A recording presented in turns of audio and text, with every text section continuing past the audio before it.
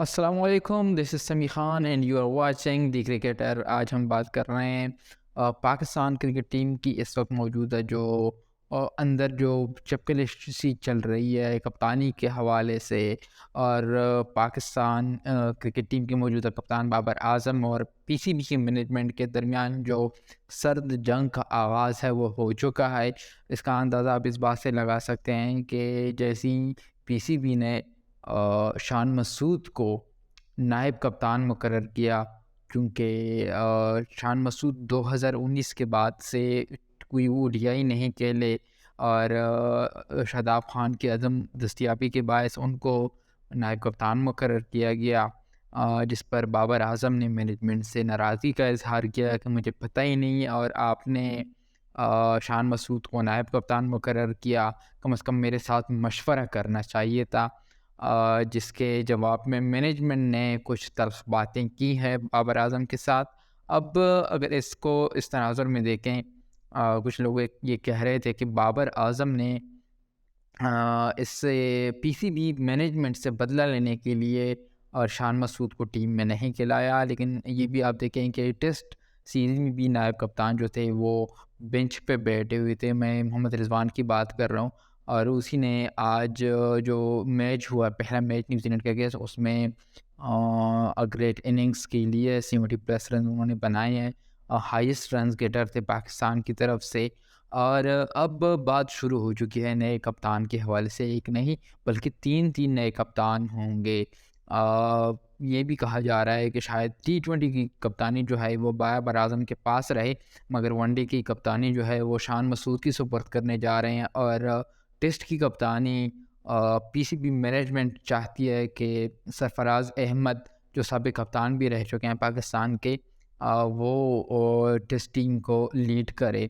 अब यहाँ पे दो चीज़ें काफ़ी गौरतलब है कि शान मसूद 2019 के बाद से कोई ओडीआई मैच जो है उन्होंने नहीं खेला। और सरफराज अहमद जो हैं वो 35 के हो चुके हैं। और यूजुअली जो विकेट कीपर बैटर्स होते हैं या विकेट कीपर जो होते हैं वो 35 के बाद या 36 के बाद वो रिटायर हो जाते हैं।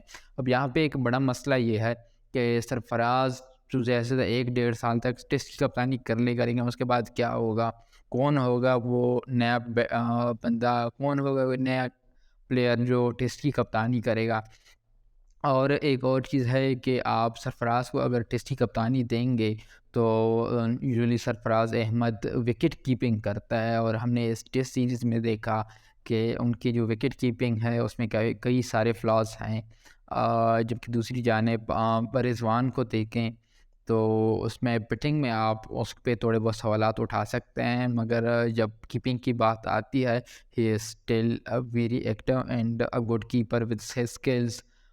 तो यहाँ पे रिज़वान को थोड़ा एज हासिल है, क्योंकि इस वक्त रिज़वान और सरफराज अहमद के बाद कोई इतना सीनियर या टेस्ट के लिए कोई दस्तयाब विकेट कीपर मौजूद नहीं है। मोहम्मद हारिस हो सकते हैं, मगर मोहम्मद हारिस जो हैं वो यूजुअली शॉर्टर फॉर्मेट खेलते हैं।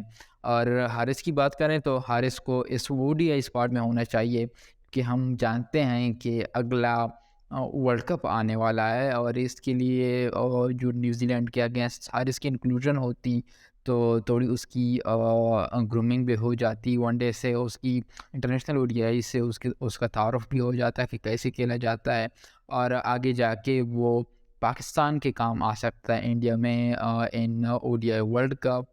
मगर हम बात कर रहे थे बाबर आजम और पीसीबी मैनेजमेंट की जो सर्द जंग है उसकी हवाले से। जब से पीसीबी मैनेजमेंट, जो नई मैनेजमेंट थी नजम सिटी की, जिसको हेड कर रहे हैं, वो जिस दिन से आई अगले 2 दिन में उन्होंने मुख्तलिफ प्लेयर से रवाबित किया कि भाई आपको नया कप्तान कौन चाहिए, क्योंकि हम पीसीबी ने उसी वक्त माइंड बना लिया था कि we are removing Babar Azam is captain of Pakistan.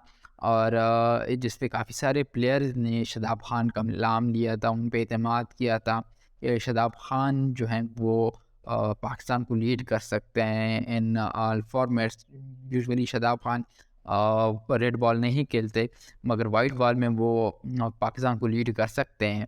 और उसके बाद जो थी वो जो न्यूज़ीलैंड के अगेंस्ट जो सीरीज़ थी, उस पे भी बात हुई कि भाई जो टेस्ट सीरीज़ है वो बाबर आज़म का टेस्ट होगा क्या है, वो इसको जीत पाते हैं, ये भी वो हार लेते हैं, लेकिन दोनों टेस्ट जो थे वो ड्रा हो गए। अब बात होती है कि बाबर आज़म इस वक्त पीसीबी के साथ किस नीयत के जो हालात हैं वो चल रहे हैं। बिल्कुल अगर देखें तो बिल्कुल हालात सही नहीं है। पीसीबी का रवैया जो है वो बाबर आज़म के टूवर्ड्स जो हैं वो उतना प्योर नहीं है, उतना प्रोफेशनल नहीं है जितना होना चाहिए। और न्यूज़ीलैंड से पहले जो स्क्वाड था, प्रोबेबल स्क्वाड, उसमें भी बाबर आज़म से मशवरा नहीं किया गया। और बाबर आज़म इफ्तिखार को स्क्वाड में लाना चाहते थे, और वो चाहते थे कि इफ्तिखार अहमद जो है वो वनडे स्क्वाड का हिस्सा हों, क्योंकि वो चाहते हैं कि वो ओडीआई जो है वर्ल्ड कप इंडिया में होने वाला है इस साल, वो भी वो खेलें। और एशिया कप अगरचे पाकिस्तान उसमें शिरकत करता है तो वो भी वो खेलें। और उसका डोमेस्टिक लेवल पे काफ़ी एक्सपीरियंस भी है इफ्तिखार का।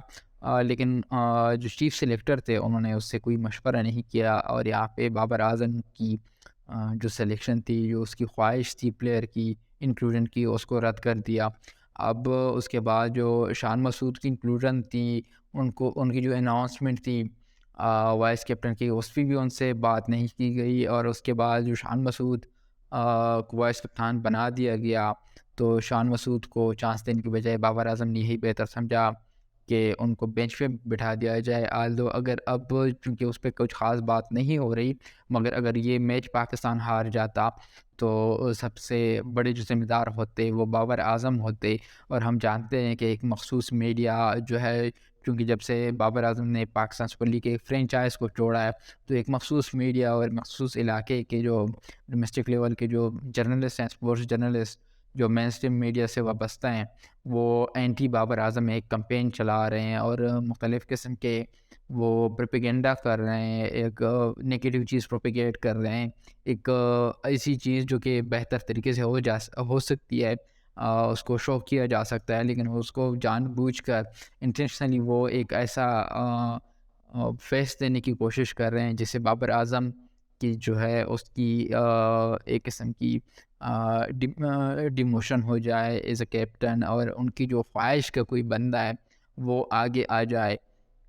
और क्योंकि हम देख भी चुके हैं कि कोई जर्नलिस्ट इस किस्म के बाबर आज़म से सवाल कर चुके हैं प्रेस कॉन्फ्रेंसेस में, और हर बंदा जानता है कि वो जर्नलिस्ट कौन है, किस मीडिया से ताल्लुक़ रखते हैं, और कौन से इलाके के हैं। मगर ये वो भूल जाते हैं कि ये उस मखसूस इलाके या किसी सूबे की टीम नहीं है, इट्स पाकिस्तान टीम। और इसमें वही बंदा आता है, उसी बंदे की जगह होती है जो परफॉर्म करता है, ना कि किसी एक बंदे का कोटा है या किसी एक शहर का कोटा है कि भाई इससे एक शहर से एक प्लेयर ज़रूर होना चाहिए, बाकी जाए बाढ़ में।